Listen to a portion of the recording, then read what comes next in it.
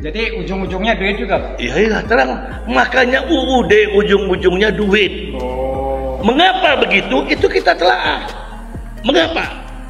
Karena jaminan sosial pada penyelenggara negara ini tidak sesuai dengan kemanusiaan. Negara kita kaya, Pak. Hah? Negara kita kaya. Negara kita ini nggak kerja pun bisa dapat 60 juta satu bulan, asal dijalankan dengan benar.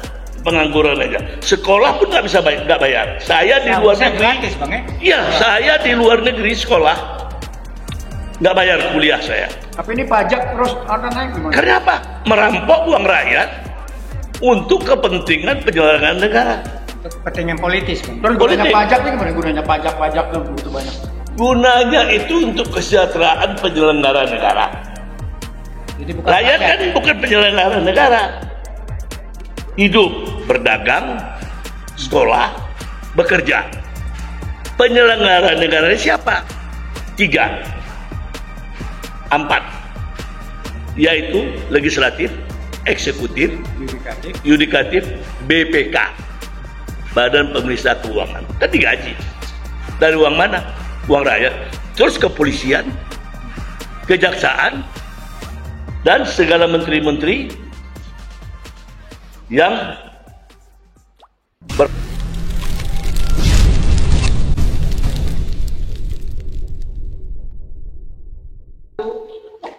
Assalamualaikum warahmatullahi wabarakatuh. Ketemu lagi Waalaikumsalam warahmatullahi bersama kami UI Watch. Nah, di sini di samping saya ada, boleh dikatakan orang tua, bolehlah dikatakan apapun.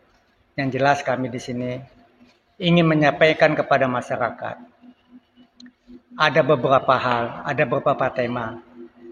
Di samping saya ada Bang Asrul. Di sebelah sampingnya lagi ada Pak Sony, ya. Nah, beliau akan mengupas apa sih yang terjadi di Republik ini. Banyak sekali gonjang-ganjing yang makin lama makin nggak jelas. Nah, yang pertama saya ingin tanyakan, bagaimana Bang, Pak Sony, kerjanya Jokowi ini, pertanggungjawabannya Jokowi ini, menurut Abang bagaimana? Menurut saya, kerjanya Jokowi ini diminta pertama pertanggungjawabannya selaku presiden selama 2 periode di depan publik dan wakil rakyat, agar diketahui apa yang telah dibuatnya, apa yang belum dibuatnya, berapa uang anggaran yang telah dihabiskannya, berapa utang negara ini kepada negara lain atau ke dalam negeri yang dilakunya melalui menteri yang terkenal dan terpercaya dari zaman SBY yang bernama Ani Sri Mulyani, yaitu menteri terkeren, hebat. Itu orang UI itu Bang. Walaupun orang UI, walaupun saudara saya melihatnya itu Sri ini adalah, saya lihat hanya patuh kepada presiden, loyalitasnya, dan juga kepada orang tuanya. Orang tuanya sudah meninggal. Satu lagi mungkin kepada suaminya. Kepada yang lain, Sri Mulyani ini anggap nol, walaupun ada pengganti presiden di Republik ini apabila presiden berhalangan. Itulah Sri Mulyani. Apa saja demi kepentingan presiden, walaupun itu salah menurut otaknya dan masyarakat, tetap dia lakukan. Yang penting fulus. Maka dialah menteri keuangan terhebat di mata orang bodoh. Saya katakan, saya nggak ahli keuangan. Jadi tapi yang goblok saya, itu siapa, Pak? Hah? Yang goblok itu siapa? Yang goblok itu ya presiden yang angkat dia. Dia juga goblok. Kenapa? Karena dia itu tidak punya berbangsa bernegara. Orang yang berbangsa bernegara nggak paham. Pahamnya apa? Melayani kepentingan presiden. Jadi bukan melayani kepentingan rakyat. Bukan, di mata saya Sri Mulyani zero. Yang saya amati semenjak dari SBY. Orang selalu memujinya. Saya bilang dia perlu diperiksa. Dia perlu dipertanggungjawabkannya. Apa itu?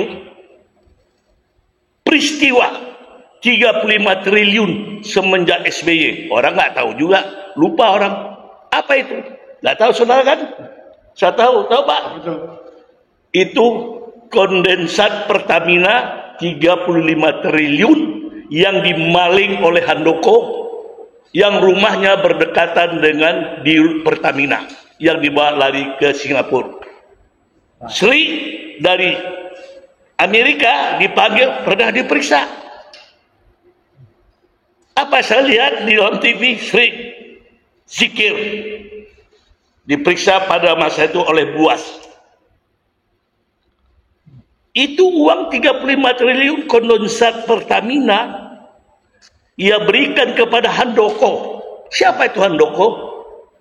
Orang Indonesia keturunan Cina. Wah, Cina lagi Pak. Iyalah, siapa lagi di dunia ini semenjak zaman Soekarno saya tahu kali. Sebab saya pengamat itu tahu persis siapa yang maling, siapa yang ngerampok. Nah, jadi Handoko ini dijamin oleh pengacaranya untuk berobat ke Singapura jantung. Padahal sini rumah sakit jantung ada. Kenapa? Hepeng mengatur negara. Oke, kalau Pak, nggak ada Hepeng nggak bisa keluar. saya mau tanya sama Pak Sony. Ya. Gimana Pak Sony tentang IKN? Nah, itu kita kan lihat kasat mata ya. Contoh nih soal IKN. Ada teman kita Edi Mulyadi wartawan menyebutkan IKN 4 jin buang anak. Sampai di penjara. Sampai di penjara, ya kan ya? Iya. Artinya di situ ada kekeliruan yang tidak mau diakui. Konon katanya mau diadakan upacara 17 Agustus tahun 2024 ini. Kalau ngelihat kondisinya saat ini, kita harus akuin bersama belum siap. Jadi artinya dengan dana yang segitu banyak, ya, yang harusnya ada skala prioritas pembangunan yang lain difokuskan ke sana, toh di sana juga belum bisa diapa-apakan. Alamnya belum bisa bekerja sama. Belum. Malah Presiden Joko Widodo sendiri pernah menyampaikan itu kan nanti ke depan yang akan datang 20-30 tahun yang akan datang. Jadi pembangunannya berlanjut. Nah, sementara dia tidak menggunakan APBN pertamanya. Katanya. Tapi nyatanya, ya kan, itu kan uangnya rakyat. Nah, disinilah yang kita perlu klarifikasi, ya kan, pemerintah secara menyeluruh menyampaikan kepada rakyatnya. Jadi rakyat jangan dianggap bodoh, nggak ngerti, tidak. Akhirnya kan liar tentang IKN itu. Coba Presiden sampaikan secara nyata atau melalui menterinya. Ini kan nggak ada medsos yang menyampaikan, wah hebat, IKN. Sementara ada yang bilang, wah begini, ada yang udah datang ke sana, belum jadi. Kemudian selama 10 tahun ini yang gonjang-ganjing terakhir ada Tapera. Karena juga tuh. nggak jadi, ya kan ya? Ya. Karena apa? Viral. Oleh sebab itu penting ini diviralkan. Tapi Tapera viral. Viral nggak jadi. Nah, Ya. IKN jalan terus, Bang. Sakti Apanya tuh? banget. IKN? Iya. Ya belum keras kan, belum viral berarti. Karena ya kan? Kasian. Kalau Tapera kan menyangkut dana rakyat, Iya. ya kan? Nyata gitu. Itu dana rakyat, menyangkut rakyat. Contoh lagi yang terbaru. Ya, kita bukan melebar ya. Kasus Peggy, ya nggak? Ya kan? Toh akhirnya dibebaskan, salah tangkap. Ketangkap. Nah ini jangan keseringan gitu. Pasti lama-lama kan satu orang takut, tambah satu orang takut, jadi 2 orang nekat. Nah, ini yang nggak harus dihentikan ini praktek-praktek. Yang berikut, selama 10 tahun, ya kan? Janjinya dulu 10 juta tenaga kerja, mana? Nah, itu yang dimaksud apa tadi? Ya kan? Itu nggak gampang itu. Sementara tekstil nih pabriknya tutup, ya kan? Berapa orang di PHK? Oh ini PHK udah banyak nih Bang sekarang. Nah, sementara ada keterangan lagi ya kan, mau impor tenaga kerja, mau dibangun pabrik Dokter. tekstil. Ada dokter. Bukan hanya itu Bang, Dokter. tenaga kerja Cina itu mau masuk Dokter. untuk membantu pertanian. Ya, pertanian lagi. Kan apa lagi? Ini bodoh kali orang Indonesia. Berbalik-balik. Kita pernah dinobatkan sebagai negara agraria. Nah, Itu harus kita akui dulu. Satu lagi yang menggelitik masyarakat. 190 tahun hak guna Bang. pakai. Guna usaha. Hak guna usaha kepada yang mau investor. Makin takut orang dengan janji 190 tahun supaya datang investor, nyatanya investor nggak datang-datang. Ya, saya pikir itu sementara. Saya tanya lagi sama Abang nih. Ya, tadi EKN itu masalah penegakan hukum, ya kan ya? Ini eksekusinya kapan? Saya mau nanya sama Abang. Ketua KPU kan udah dinyatakan, dicopot, diberhentikan. Kapan itu skep pemberhentiannya keluar? Ya, kita sebagai akademisi ini kapasitasnya akademisi, ya kan ya? Karena di kampus itu mencari kebenaran, bukan mencari komisi. Gitu. Kampus mencari kebenaran. Betul. Ya, makanya dikumpulkan orang-orang cendekiawan ya untuk membuat satu telahan-telahan ilmu. Ya, oleh sebab itu, kalau saya tanya, kapan itu? Tidak, ya. Kekurangan-kekurangan itu kan kita negara agraria nih. Mau disulap? Sepertinya masalah hukum di Republik ini Ya. udah nggak benar. Kayaknya Hukum. kita mungkin nanti kalau pakai hukum rimba, Bang. Gitu. Nah, kita mestinya tuh ya hukum perdata, hukum pidana, hukum apapun yang ada di Indonesia ini nggak ada yang jalan satu. Mungkin hukum karma kali ya. Hukum karma sama hukum rimba. Jadi gini Pak, masalah hukum. Nah, Ini tadi ada yang hati-hati juga. Negara ini tanpa hukum, kita kan selalu mengklaim negara hukum. kita negara hukum, Ya kan? Tapi mana hukumnya ini kan? Yang ada istilah tajam ke bawah, tumpul kan. berani membela istilah Bang Atul apa? Membela yang bayar. Ini bahaya ini, ya. Jadi hukum. Nih kasus lagi nih, hukum lagi, regulasi lagi. Masalah PIK. Nah, PIK 2 dan proyek strategi nasional. Dasarnya apa? Gusur rakyat semaunya, misalnya ganti rugi yang nggak setimpal. Ya ini orang-orang Kalau nggak pintar mau nih. digusur, Ya tangkal. tangkap. Itu. Ya ini tugasnya kita nih, coba lihat di belakang tulisannya apa itu? Kebenaran Hah, coba baca apa itu? Apa? Kebenaran, kejujuran. Kebenaran, kejujuran, dan keadilan. keadilan. Kita jangan manggul-manggul ini apa ini? Ya. Ya kan? Itulah gunanya kampus tadi itu. Ya. Saya pikir itu. Ya. Bang, kembali nih, Ya. Bang Asrul nih. Ini kan ada juga nih, Republik ini jadi resah kita nih, Bang. Ya. Ada pengkhianat, kalau menurut saya ada pengkhianat. Ya. Pengkhianat negara dan pengkhianat agama. Ya. Itu kadernya NU yang 5 orang itu ngapain dia Udah. ke yang Semenjak Indonesia ini sebelum merdeka, kerajaan Islam di Indonesia sejarah ini sudah berdiri pengkhianat. Saya belajar tahun 1966 di UI antropologi, almarhumah Valerie Kirchhoff, guru besar, terakhir jabatannya adalah Hakim Agung, ahli antropologi, bercerita kepada saya tahun 66. Memang saya belajar sejarah juga, senang. Indonesia ini belum bernama Indonesia, Kerajaan Mataram, Majapahit, Kerajaan Singosari, semua sudah banyak jadi pengkhianat.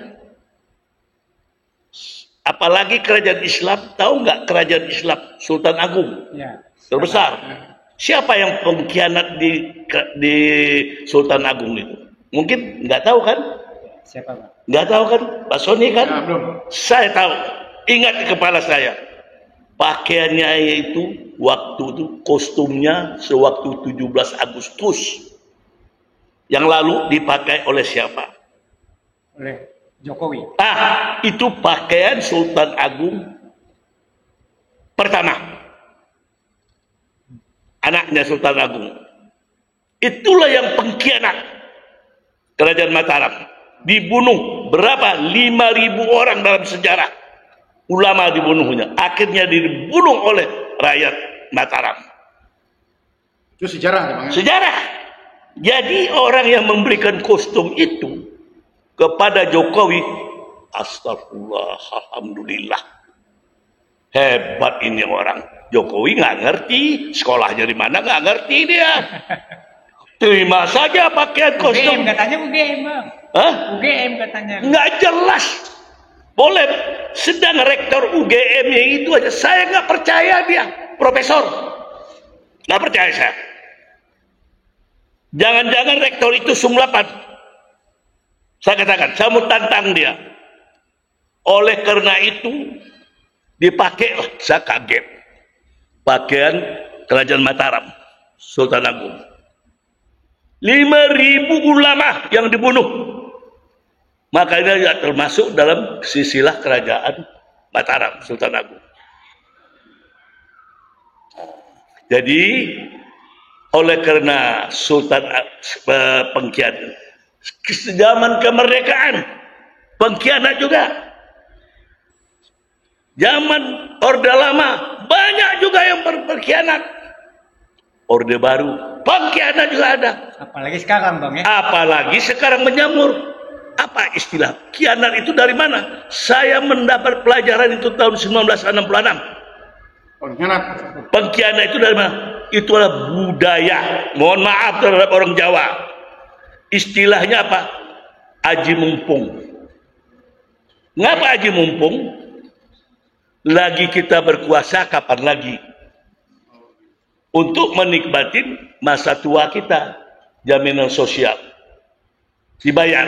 Kalau Pak Nasution kan pernah mengeluarkan istilah pengkhianat itu lebih kejam daripada pembunuhan. Pengkhianat itu. Jadi pengkhianat itu harus kita cegah ada di Republik ini. Bukan dicegah lagi. Harus mereka itu tidak boleh hidup di Indonesia ini. Kalau bisa disadari, disadari. Jadi kalau gitu Republik ini carut marut karena adanya banyak pengkhianat. Pengkhianat. Itu adanya di mana aja, Bang? Pengkhianat itu? Di dalam rejim ini. Misalnya di kementerian. Di kementerian, di partai politik. Partai politik ini didirikan apa? Ada orang nggak mau jadi menteri. Biar dia jadi partai politik. Dia mengendalikan. Tapi anggotanya store sama dia. Oh.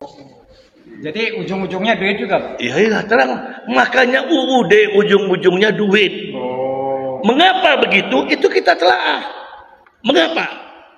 Karena jaminan sosial pada penyelenggara negara ini tidak sesuai dengan kemanusiaan. Yang Tapi adil negara kita kaya, Bang. Hah? Negara kita kaya. Negara kita ini nggak kerja pun bisa dapat 60 juta satu bulan. Asal dijalankan dengan benar.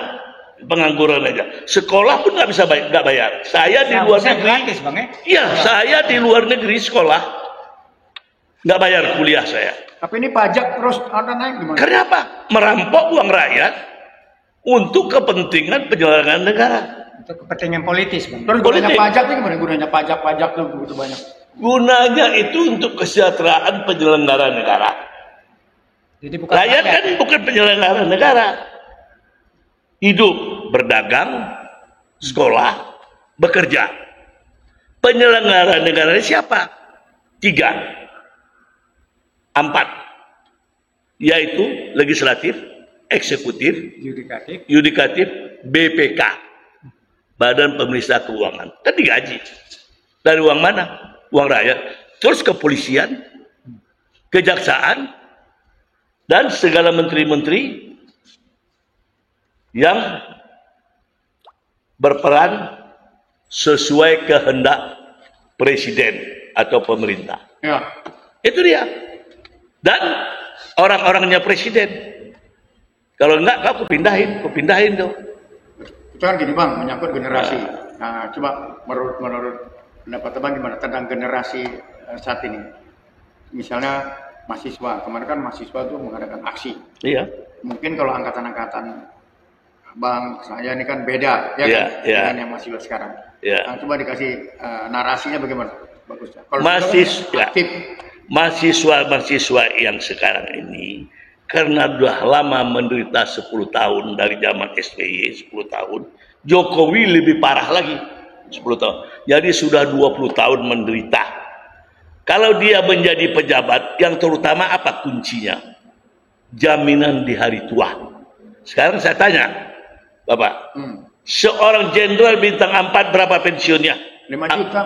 4,5 juta atau baru Ya 5 juta lah. Nah, sekarang 5 juta. Saya tanya kepada Jenderal Faru Rozi, saya undang dia. Adinda, abang mengundang makan Adinda.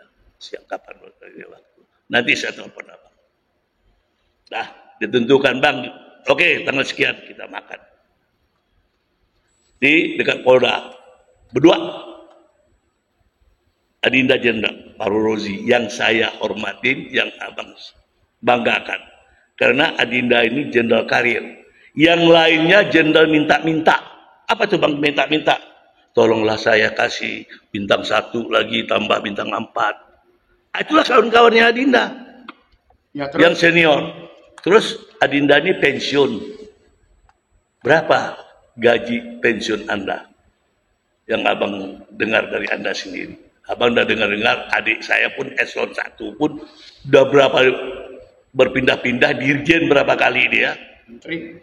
Menteri belum, terus 4,5 juta. Benar. Sama kayak adik saya. Dirjen, saya bilang. Oke bang. Jadi, bagaimana bisa hidup? Saya bilang, ya itulah bang, gimana? Saya dapat komisaris di PT Tambang.